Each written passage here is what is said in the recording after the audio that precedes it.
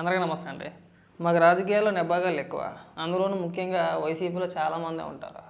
వాళ్ళకి మిడిమిడి జ్ఞానంతో ఏం మాట్లాడుతున్నారో, ఎందుకు మాట్లాడుతున్నారో అంటే మనంత పెద్ద మొగోళ్ళు లేరని చెప్పేసి వాళ్ళ ఫీలింగ్ మాట.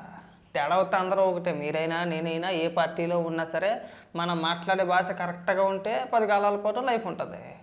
లేదు అంబటి రాంబాబులాగా పేలిపోయి లకారాలతో మాట్లాడితే ఎవరి జీవితం అన్నా కానీ అంబటి రాంబాబులాగే ఉంటుంది సేమ్.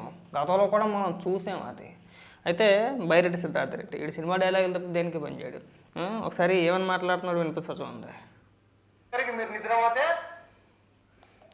రేపు వైఎస్ఆర్ కాంగ్రెస్ పార్టీ వచ్చిన తర్వాత రిపీట్ అయితే మీరు తట్టుకోగలుగుతారా? దాడి చేసిన ప్రదేశంలో మేమే ఉంటాం, పరిగెత్తకుండా పోలీస్ స్టేషన్ పోతే ఆడ మేమే ఉంటాం, అబ్బో గాయాలతో హాస్పిటల్ పోతే ఆడ మేమే ఉంటాం, చివరికి మీరు నిద్రపోతే కళలో కూడా మేమే ఉంటాం. కాబట్టి నువ్వు నిజంగా కప్పను కూడా కొట్టవు ఎప్పుడో కూడా నాకు తెలిసి. నువ్వు పర్సనల్గా నువ్వేం చేసావు ఏంటి ఏదో ఊరికే సోషల్ మీడియాలో ఎలివేషన్ తప్పితే నువ్వు నిబ్బగాడివి కదా. సిగ్గుందా కొద్దిగైనా? నిన్ను లకారాలతో సంబోధించి నేను తిడితే నువ్వు ఊరుకుంటావా? పోనీ నిన్ను డైలాగులు మాట్లాడి నువ్వు నిన్న పొద్దున కదా అంబటి రాంబాబు మాట్లాడింది కదా, మరి రాలేదే గుంటూరుకి? ఇది పెద్ద మొగోళ్ళ బిల్డప్ ఎత్తున్నారు కదా. ఇది ఎందుకు ఈ పనికి మన పోరంబోక డైలాగులు? లేచేది ఉండదు, సచ్చేది ఉండదు, చేసేది ఉండదు, ఏ ఉండదు, అధికారంలోకి వచ్చేది కూడా ఉండదు. సమర్థిస్తున్నారు ఇంకానా. తిట్టినోడిని వదిలేసి ఇక్కడికి వచ్చి సినిమా డైలాగులా? ఆడామేమేమంటాం ఏడామేమంటాం? మీరు అధికారంలోకి వచ్చిన తర్వాత మీ పార్టీలో ఉన్నంత పోరంబొగ్గలు ఏ పార్టీలోనూ ఉండరు. ఇదే రిపీట్ అయితే ఎవరు తిట్టేస్తాడు? లకారాలతో మీరే తిట్టాలి. ఆ లకారాల భాష, ఆ పోరంబోకు భాష, ఆ దిక్కుమాల భాష మీ పార్టీ నాయకుడికి మినహాయించి ఇంకే పార్టీ నాయకుడు మాట్లాడేలాగా అంతేనా? ఎందుకు సినిమా డైలాగులు? గట్టిగా మాట్లాడితే జగన్మోహన్ రెడ్డి సెక్యూరిటీ నేను దేకరా తోసిపాడు. లాస్ట్ టైం మేము చూసాము అది కదా. ఈ ఎలివేషన్ డైలాగులు, ఈ నెబ్బా డైలాగులు కొట్ట మాకు చాలా చిరాగ్గా ఉంది బైరెడ్డి. నీ వల్ల ఏమీ అవ్వదు, ఊరికే ఆ బచ్చే డైలాగులు అంటారు. మన వయసు తగ్గ మాటలు మనం మాట్లాడాలి. నేను మాట్లాడిందని సమర్థిస్తున్నావు నువ్వు. అంబటి రాంబాబు మాటలని చూసావా పూర్తి వీడియో? ఎవరెవరిపైన దాడి చేశారు, ఎవరెవరిని తిట్టారు, ముందు ఎవరు తిట్టారని చూసావు వీడియో? సిగ్గా ఎగ్గా కాస్త దేవుడు సిగ్గట్లేదు మన బతుకులకి. ఇక్కడికి వచ్చి సినిమా డైలాగులు చెప్పేస్తున్నాడు. మేము అలా చేసేస్తాం, అక్కడ మేము ఉంటాం, ఇక్కడ మేము ఉంటాం. మరి ఇప్పుడు అధికారంలో ఉన్న వాళ్ళు తలుచుకుంటే పోనీ అక్కడ దాకా వద్దు, నువ్వు మాట్లాడోసారి. నేను అంబటి రాంబాబు మాట్లాడిన మాటలు సమర్థిస్తున్నావు కదా, పోనీ నువ్వు మాట్లాడు ఇప్పుడు. నీ పరిస్థితి అంతే, నిన్ను చెక్కే వదిలేస్తారు. ఎవడు మాట్లాడినా తప్పే, అది ఏ పార్టీ వాడైనా సరే. తెలుగుదేశం పార్టీకి సంబంధించిన నాయకులైనా కార్యకర్తలైనా తప్పే, అది వైసీపీకి చెందిన నాయకులైనా తప్పే. తప్పుని తప్పు అని చెప్పగలగాలి. దాన్ని వదిలేశారు. ఇక్కడ అంబటి రాంబాబు మాట్లాడిన మాటలు పక్కన పెట్టేశారు.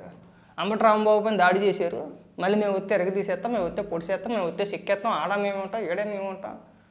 రాజకీయాల్లో ఇట్లన్నిట్లో కూడా అప్పాబాయ గౌరులు అంటారు కదా. సమర్థించుకోవడం కాదు, ముందు మీ నాయకులకి చెప్పుకోండి సార్ అలాంటి మాటలు మాట్లాడకూడదు, తప్పు. చంద్రబాబు నాయుడు గారి వయసు ఎక్కడ, మన వయసు ఎక్కడ? కనీసం ఆయన ముఖ్యమంత్రిగా అయినా గౌరవం ఇవ్వండి ఆయనకి. మీరు ఎలాగ వయసుకి గౌరవం ఇవ్వరో మాకు తెలిసిందే. రాష్ట్ర ముఖ్యమంత్రి మనం సంబోధించేటప్పుడు పద్ధతిగా మాట్లాడాలి. లకారాలతో సంబోధించడం అని చెప్పేసి ముందు మీ నాయకులకి చెప్పి తగలాడంటే ఇక్కడికి వచ్చి నువ్వు నిబ్బా డైలాగులు తర్వాత గుడిదిగలే కానీ ఈ పిచ్చ డైలాగులు కొట్టడానికి తక్కువ లేదు. మేము ఎరగ తీసేస్తాం. 19 నుంచి 24 వరకు కూడా ఇలా డైలాగులు చెప్పుకొని బతికేసావు. ఇప్పుడు ఈ డైలాగులు ఇన్స్టాగ్రామ్లోని రీల్స్కి పని చేస్తాయి. నువ్వు రీల్స్కి సోషల్ మీడియాలో రీల్స్కి తప్పితే నువ్వు దేనికి పని చేయవు. కనీసం ఒక్కడంటే ఒక్కడు తప్పు అని చెప్పేసి ఖండించలేకపోతున్నారు. పైగా వచ్చి ఏదో సమర్థన ఒకటి సమర్థించేస్తున్నారు. వీడు ఏదో 4 డైలాగులు కొట్టాడు, వైసీపీ సోషల్ మీడియా అంతా తిప్పాడు, మేము వస్తే వేసేస్తాం, మీరు వచ్చేది ఉండదు, సచ్చేది ఉండదు. ఇలాంటి భాష మాట్లాడితే మీరు అనుకుంటున్నారేమో మేము బూతులు తిడితేనో బెదిరించేస్తానో ఇంకోటి చేస్తానో జనం అందరూ మనకు ఓట్లు వేస్తారని చెప్పేసి మీరు భ్రమపడుతున్నారు. జనం ఎవ్వడు ఓట్లేదు. అలాగా చేసింది చెప్పుకోవాలి, చెప్పగలగాలి. అది వదిలేసి మేము పచ్చి బూతులు మాట్లాడేస్తామండి, మేము వస్తే ఎరగ తీసేస్తామండి, మేము వస్తే చంపేస్తామండి, దొరికేసింది కాకుండా పైగా ఏదో లాజికల్ మాట్లాడుకుంటా ఇక్కడికి వచ్చి పోరంబోకు డైలాగులా. అంబటి రాంబాబు ఎందుకు వెళ్ళాడన్నా ఫ్లెక్సీ దించడానిక? అందులో అబద్ధమే ఉంది. తిరుమల లడ్డూలో ఆ నెయ్యిలో మీరు తిన్నారా లేదా? తిన్నదే కదా. సిట్ ఏం చెప్పింది? మీకేమైనా క్లీన్ చిట్ ఇచ్చిందా? ఎలాంటి కల్తీ జరగలేదు నెయ్యిలో అని చెప్పేసి క్లీన్ చిట్ ఇవ్వలేదుగా. క్లీన్ చిట్ ఇవ్వకపోయినా సరే క్లీన్ చిట్ ఇచ్చిందని చెప్పేసి అని మీరు సాక్షి పేపర్లోని, అలాగే మీ సాక్షి టీవీలోని, మీ వైఎస్ఆర్సీపీ పార్టీకి చెందిన కొంతమంది అధికార ప్రతినిధులు అందరూ మాట్లాడారు కదా. మాట్లాడారా? సిట్ ఏం చెప్పింది? వాడింది కల్తీ నెయ్యే కాదంది. ఆ వాడిన నెయ్యి అసలు నెయ్యే కాదు, రసాయనాలన్నింటినీ కలిపి నెయ్యిలాగా తయారు చేశారు ఒక పదార్థాన్ని. అందులో జంతువులకు ఉండొచ్చు, ఉండకపోవచ్చు, అనేక రకరకాలు చెప్పుకుంటూ వచ్చారు. దాన్ని అంతా పక్కన పెట్టేశారు. మరి కోర్టు పరిధిలో ఉన్నప్పుడు ఫ్లెక్సీ వేయడం తప్పు కదా అని మాట్లాడే మీరు కోర్టు పరిధిలో ఉన్న అంశాల గురించి మీరెందుకు మాట్లాడుతున్నారు?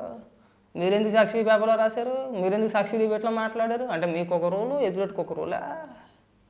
ఏం పిచ్చి పిచ్చి డైలాగులు అండి ఇవన్నీ.